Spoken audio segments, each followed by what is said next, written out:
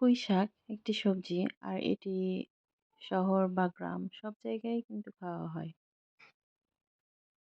তবে পুঁইশাক এখন যেহেতু চাষ করা হয় সেহেতু বিভিন্নভাবে রাসায়নিক সার দেওয়া হয়, প্রয়োগ করা হয়, আবার কীটনাশকও প্রয়োগ করা হয়।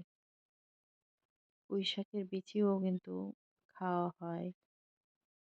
শহরের দিকে এটা আলাদাভাবে কেজি হিসেবে বিক্রি হয়। আমি ছোটবেলা থেকেই শাকসবজি খুব পছন্দ করি কারণ আমার পরিবার পছন্দ করে। আমার মা কিন্তু প্রায় শাকসবজি লাগাতেন। এখনো লাগায়। আর সবজি খাওয়াটা আমি তার কাছ থেকেই শিখেছি। তার কাছ থেকে বলা যায় উত্তরাধিকার সূত্রে পাওয়া।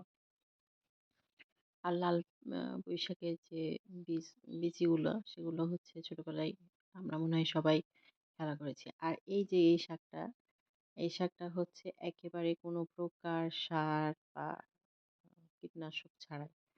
এত সুন্দর, এত সতেজ যে কি বলবো দেখেন। ওখানে তো শহরে এখানে এগুলো কিনে খাই। কিন্তু যখন গ্রামে আসি তখন হচ্ছে আমি এগুলো টানেই কিন্তু আসি। আমাদের সবজি ক্ষেত আছে তাছাড়া আমার মা লাগায়।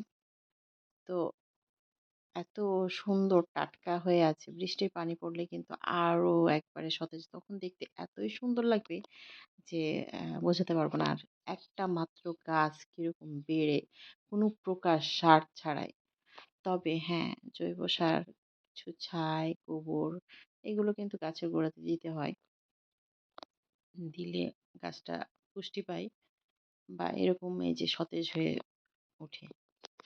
এখন যদি ভেজাল মুক্ত বা সতেজ ফ্রেশ শাকসবজি খেতে মানে খাওয়ার ইচ্ছা হয় তাহলে ওই নিজে রোপণ করেই খেতে হবে। তাছাড়া আসলে উপায় নাই। কেনাটাই যে ভালো হবে এই গ্যারান্টি নাই ভেজালযুক্ত এই দুনিয়াতে।